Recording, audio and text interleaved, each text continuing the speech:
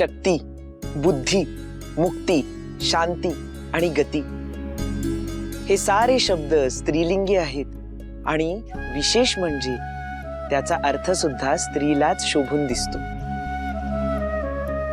या सृष्टीचा उगम आणि अंत शेवटी मायेमध्येच आहे, कारण हे सर्व आदी मायेचंच तर रूप आहे. या जगतात आई हीच आपली असते, जिच्या उदरातून आपण या देहरूपात येतो.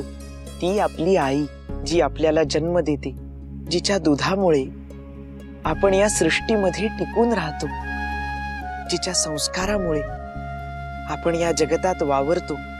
मनात काय चाललं आहे हे न सांगताही जिला समजतं ती आपली आई. जी माता देहरूपाने आपल्याला या संसारात आणते ती आपली आई, आणि जी या संसारातून मुक्ती प्राप्त करून देते, सद्गती देते, ती म्हणजे आपली गुरु माऊली. बालक मुंज झाल्यानंतर गुरुगृही जातो, तिथे अध्ययन करतो. पण वय किती लहान ग असतो त्या बालकाचं. त्याला आईची आठवण येते. अंग गरम झाल्यानंतर गुरु माऊली त्याच्यापाशी बसून राहते आणि वेळ आली तर अंगाई गाऊन आपल्याला जवळ घेऊन झोपवते. तो परमेश्वर म्हणजे आपली आईच असते हो. समुद्र मंथनाच्या वेळी ते म्हणजे अमृत. आता हे अमृत देवांना देखील हवं आणि राक्षसांना देखील. आता काय करायचं? आतापर्यंत राक्षसांनी अमृताच्या लोभापायी आधी आलेली सर्व रत्न देवांना घेऊ दिली आणि आता अमृत मात्र त्यांनाच हवं असं त्यांचं म्हणणं होतं. मग भगवंताने मोहिनीचं रूप धारण केलं. अत्यंत सुंदर आणि मोहक अशा रूपात भगवंत प्रकट झाला. भगवंताने त्याच्या मोहक रूपाने तो अमृत घट देवांपर्यंत पोहोचवला. अगदी त्याचप्रमाणे आपली आई आपल्याला तिच्या अमृतरूपी आशीर्वादाने समृद्ध करते. आई विण काही नाही, गुरु विण काही नाही. ही वाक्य दोन असली तरी त्यांचा अर्थ एकच आहे. या जगतात आईची जागा कोणीही घेऊ शकत नाही आणि तसा हट्ट देखील करू नये, कारण आईला समांतर अशी एकच व्यक्ती असते, ती म्हणजे गुरु. गुरु माऊली. आई म्हणजेच गुरु आणि गुरु म्हणजेच आई.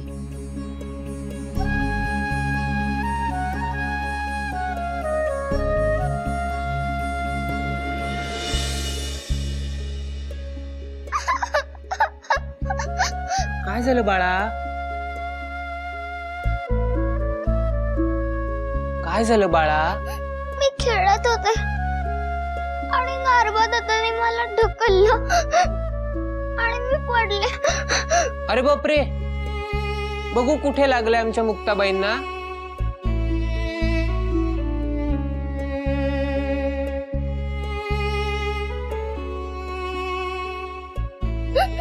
या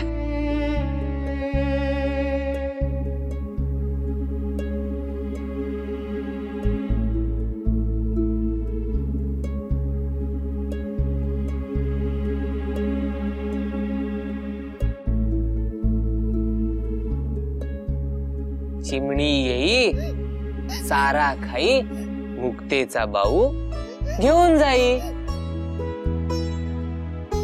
आपले आई बाबा आपल्याला सोडून का गेले? देवांचे आवडते होते ना आपले आई बाबा. मग देव काय म्हणाले, इतके वर्ष आई बाबा तुमच्याकडे होते, मग थोडे वर्ष आमच्याकडे पाठवा. म्हणजे थोड्या वर्षाने ते परत येतील? नाही, पण आपण जाऊ त्यांच्याकडे. मग पुन्हा एकदा आपण चौघ, आपले आई बाबा आणि आपल्या सवे तो देव बाप्पा. खरंच? अगदी खरं. नीज नीज बाई गे लढीवाळे मुक्ताई, तुझ कानी गे गुज सांगे ही रखुमाई.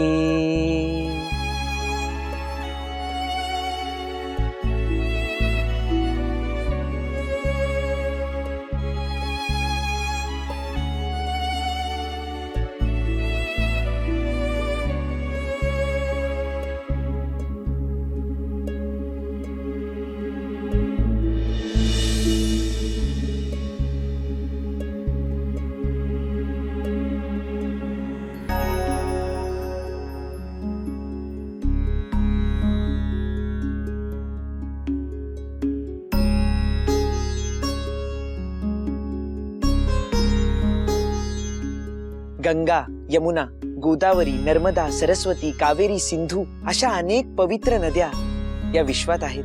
या प्रत्येक नदीचं स्नान महात्म्य आणि स्थान महात्म्य हे वेगवेगळं असलं तरी या सर्व नद्या अखेरीस एकाच समुद्राला जाऊन मिळतात. या प्रत्येक नदीचं महात्म्य हे जर शतकोटी असेल तर समुद्र स्नानाचं महत्व किती थोर असेल. एक कथा सांगतो. एका सम्राटाने त्याच्या राज्यामध्ये एक मेळा भरवला. त्या मेळ्यामध्ये असं होतं की ज्या गोष्टीवर आपण हात ठेवू ती गोष्ट आपली होणार. त्या मेळ्यामध्ये एक वयोवृद्ध आजी आल्या. मात्र आजींनी कोणत्याही गोष्टीला हात लावला नाही. सम्राटाच्या हे लक्षात आलं. सम्राट त्या वयोवृद्ध आजींपाशी गेला आणि त्यांना म्हणाला, तुम्ही काही घेतलं नाही. आजी म्हणाली, मला काही नको. सम्राट म्हणाला, अहो मोल नाही द्यावं लागणार. काय हवं ते सांगा. ज्या गोष्टीवर हात ठेवाल ती वस्तू तुमची. भक्तगण हो, आजीने सम्राटाच्या डोक्यावरतीच हात ठेवला. जेव्हा आपल्याकडे संधी आहे तेव्हा काय मागायचं हे आपल्याला कळायला हवं. प्रत्येक जण एक एक वस्तू घेऊन आनंदी झाले, परंतु आजीने संधीचा उपयोग करत मेळ्याच्या मालकाच्याच डोक्यावर हात ठेवून त्याला आपलंसं केलं आणि त्या योगी सारा मेळा तिचाच झाला. जेव्हा आपल्याला ठाऊक आहे की भगवंत हा आपल्या गुरु ठाईच आहे तर त्याला शोधण्यासाठी कशाला धावावं. गुरुचरणी एकदा लीन झालं की भगवंत प्राप्ती काही दूर नाही. परमेश्वर शोधार्थ जर आपण धावत राहिलो तर त्या कस्तुरी मृगाप्रमाणे आपण कस्तुरीच्या मागे धावतच राहू. परमेश्वरापर्यंत जाण्याच्या मार्गाची सुरुवात जर ज्ञान असेल तर त्या मार्गाचा अधिकारी केवळ गुरु आहे. ऐहिक पासून परमार्थापर्यंत गुरु हाच एकमेव आहे. गुरु माता आहे, गुरु पिता आहे, गुरु सखा आहे, गुरु सवंगडी आहे, गुरु बंधू देखील आहे.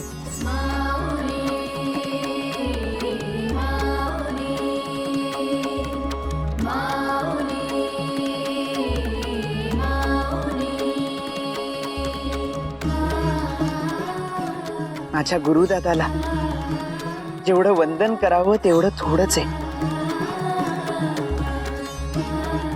जयतु निवृत्तीनाथ, जयतु निवृत्तीनाथ.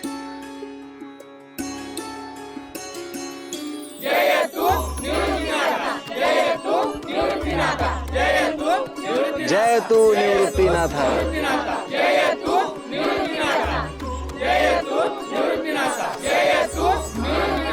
जयतु निवृत्तीनाथ.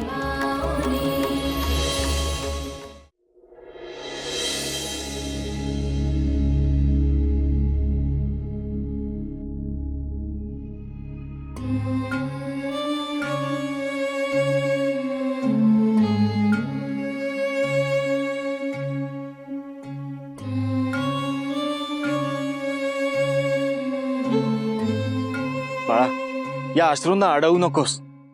त्यांना वाट करून दे. नाही, मी रडत नाहीये बाबा. बाळा, या अश्रूंत इतकं निर्मळ आणि इतकं खरं दुसरं काहीच नसतं. आपल्याला दुःख होतं ते कधी कधी आपल्या माणसांना कळत नाही, पण त्या अश्रूंना कळतं आणि मग ते आपल्या सहाय्याला धावून येतात आपलं दुःख हलकं करायला. नाही बाबा, मला कसलंही दुःख झालेलं नाहीये बाबा. तू तुझं दुःख माझ्यासवे वाटून घेणार नाहीस हे जाणतो मी. त्यातही तुझ्या दुःखाचे कारण मी आहे म्हणजे तर नाही, खरंच नाहीये. सोपाना, तुला एक प्रश्न विचारू, खरं खरं उत्तर देशील? तुला माझा राग येतो का रे? नाही, मुळीच नाही बाबा. अहो, प्रत्येकाच्या वाटणीचे घास त्या परमेश्वराने ठरवून दिलेले असतात. माझी उपासमार होतीये म्हणून तुमच्या वाटणीचा घास हिरावून घेण्याचा मला अधिकार नाही. माझ्या ज्ञानदादाचे आणि गुरुदादाचे संस्कार आहेत माझ्यावर. बाबा, मी उपाशी असतानाही जर तुमचं पोट भरत असेल तर मला आनंदच होईल. सारेजण समजतात तितका लहान नाहीयेस तू, हुशार आहेस. बाबा, अहो, मी हुशार असतो तर ज्ञानदादाच्या कार्यात सहभागी होण्याचं भाग्य माझ्या प्राक्तनात नाही हे मला कधीच कळलं असतं. सोपाना, अरे ज्ञानेश्वरांचं वे जगण्याचं भाग्य तुझ्या प्रार्थनात आहे. कित्येक ज्ञात अज्ञात माणसं ज्यांच्या दर्शनासाठी आसुसलेत ना, त्या ज्ञानेश्वरांना रोज पाहतोस तू, त्यांच्या सवे राहतोस तू. अरे ते माया करतात रे तुझ्यावर. हे गीतेचं निरूपण पूर्ण झालं की माझ्या भाग्याचा अंत आहे रे. पण ज्ञानेश्वरांचा भाऊ असल्याचं जे तुझं भाग्य आहे ते अजन्म टिकून राहणार आहे. ज्ञानदादाचा भाऊ असण्याचं भाग्य आहे खरंच. काय झालं? हसलास का? बाबा, महादेवाच्या पिंडीवर बेलाचं पान असतं. ते पान महादेवासवेच असतं, पण त्याला पूजेचं भाग्य मात्र मिळत नाही. ते भाग्य असतं पुजाऱ्याचं. मग ते पान भले कितीही आसुसलेलं का असे ना.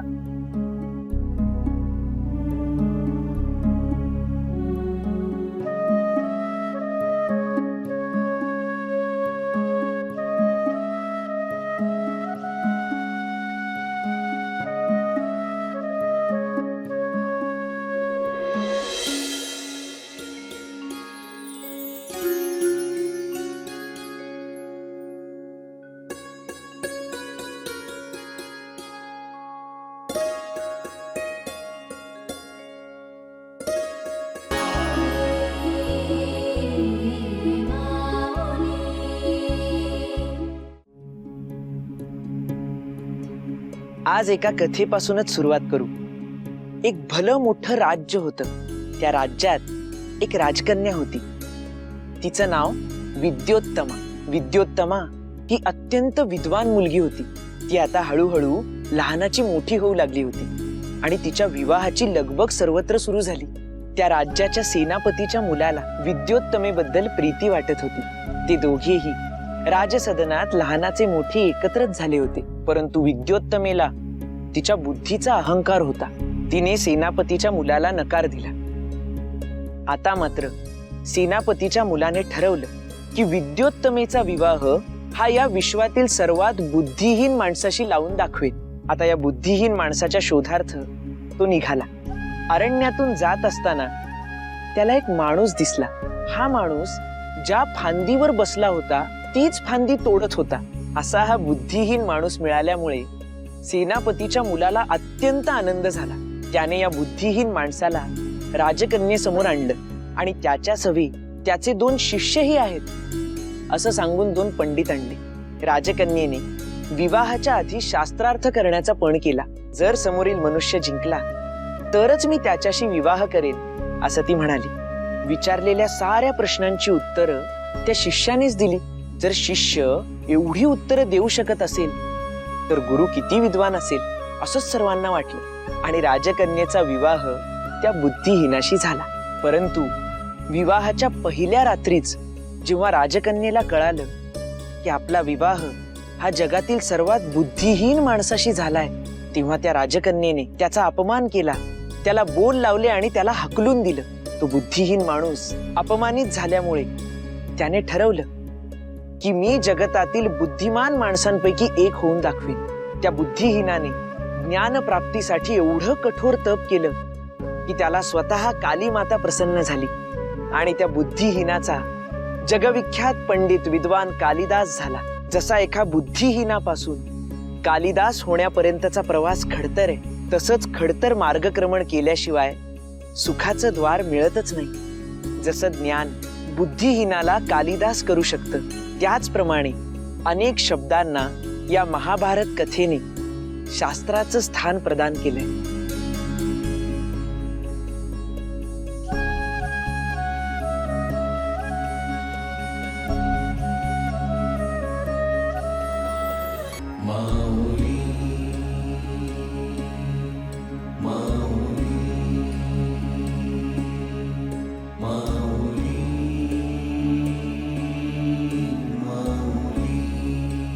जेव्हा एखादा वक्ता हा सर्वांसमोर बोलतो तेव्हा त्याच्या शब्दांना सुज्ञता, तारतम्य आणि समंजसपणा असावा लागतो, नाहीतर सारं चुकीचं होऊन बसतं. त्याचप्रमाणे या महाभारत कथेतील शब्द व्यासांनी सांगितले असल्यामुळे आणि स्वतः श्री गणेशाने लिहिलेले असल्यामुळे त्यांना सुज्ञता, तारतम्य आणि समंजसपणा प्राप्त झालाय. जर एखाद्या काव्याला अर्थानुरूप चाल मिळाली तर त्याचं काव्य गीत होतं आणि त्याचं माधुर्य अधिकच वाढत जातं. त्याचप्रमाणे या महाभारत कथेत आलेले शब्द अधिकच मधुर झाले आहेत.